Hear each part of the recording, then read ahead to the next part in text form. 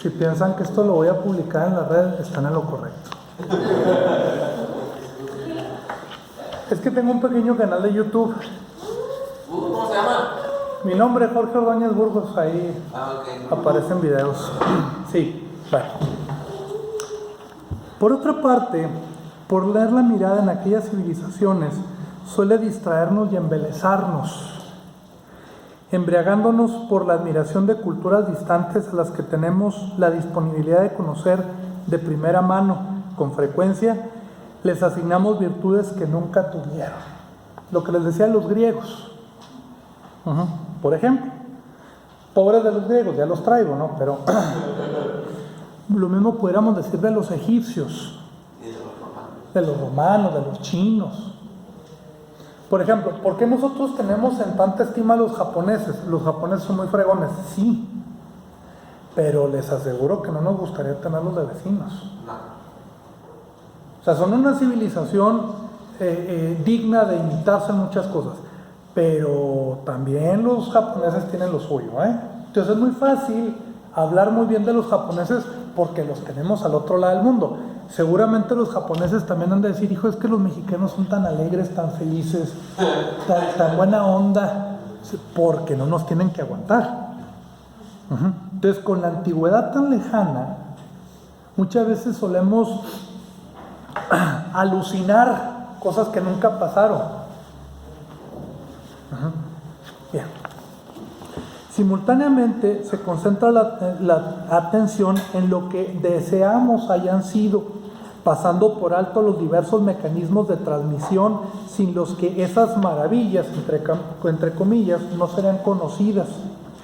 Pocos estudiosos de la antigüedad han emprendido pesquisas intentando justificar no pocos estudiosos de la antigüedad han emprendido pesquisas intentando justificar su presente en los años de antaño. Es muy común encontrar historias de la ciencia, la medicina, las artes, las religiones y la filosofía que se esmeran por detectar las raíces de prácticas exclusivas de la modernidad o de épocas posteriores y localizarlas en siglos muy anteriores. Hemos de tener un sentido agudo de auscultación con disciplinas como los llamados estudios clásicos. ¿Cuáles son los estudios clásicos? Bueno, pues los estudios clásicos creo que se refieren a los que se enfocan a la edad clásica, ¿no? Ah, ¿de quién? Pues supongo que de las civilizaciones y culturas que habitaron durante esa época, ¿no? Grecia y Roma, Básicamente. porque los mayas también tuvieron una época clásica. Sí, también la denominamos clásica y clásica. Pero comúnmente cuando se dice, es que voy a estudiar clásicas, letras clásicas, se refiere a griego y latín. Digamos que es un sobreentendido del occidente. ¿Sí? Lamentablemente no se dice, bueno, pues es que también este es un problema historiográfico. Cuando se hacen estudios de egiptología, también hay una época clásica. Cuando se hacen estudios de las civilizaciones de Mesopotamia, también hay una época clásica, en réplica a los estudios de los griegos antiguos.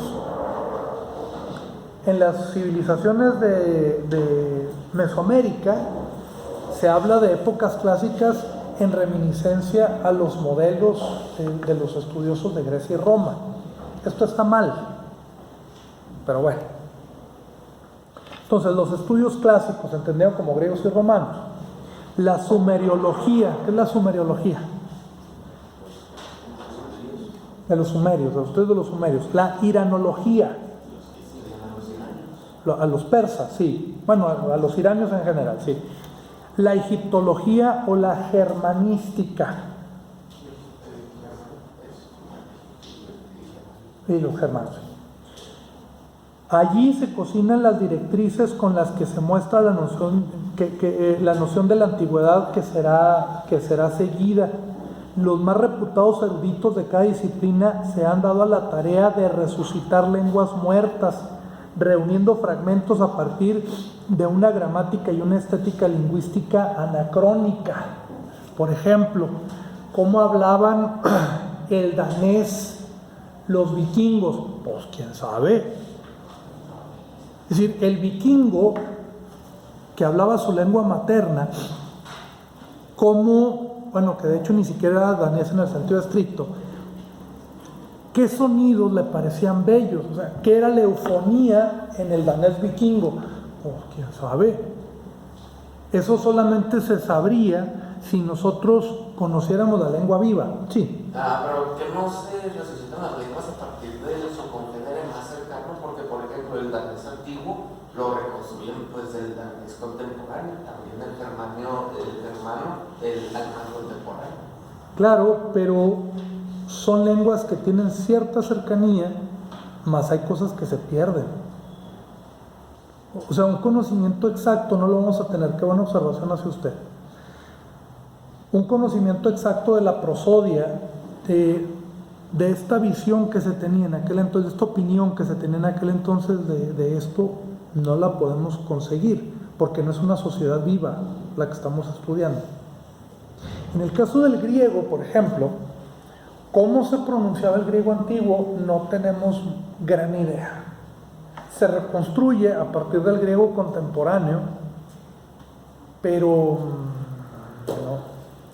no es tan sencillo.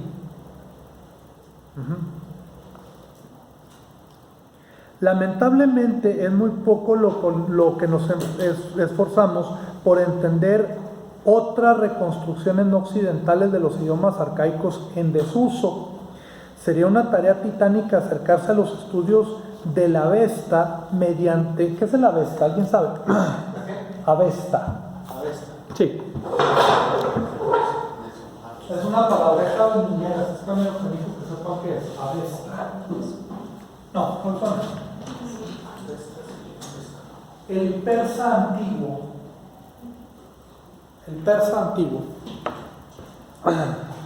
Sería una tarea titánica acercarse a los estudios de la Avesta mediante el rescate hecho por los chinos. Hay estudios que se hacen en China en el año 1000 de nuestra era sobre textos antiguos de los persas. ¿Quién conoce eso? Pues nadie. O sea, sería muy interesante que nosotros conociéramos esos estudios, porque los revisan desde otras perspectivas, con las que podemos estar o no en acuerdo, pero es escuchar otra versión de esa antigüedad, que parte de otro punto de partida diferente al nuestro. O conocer la egiptología rusa, que se inicia desde la época de los zares. Hay estudios egiptológicos que nada tienen que ver con la tradición británica, francesa o alemana. Por no decir también, hay estudios egiptológicos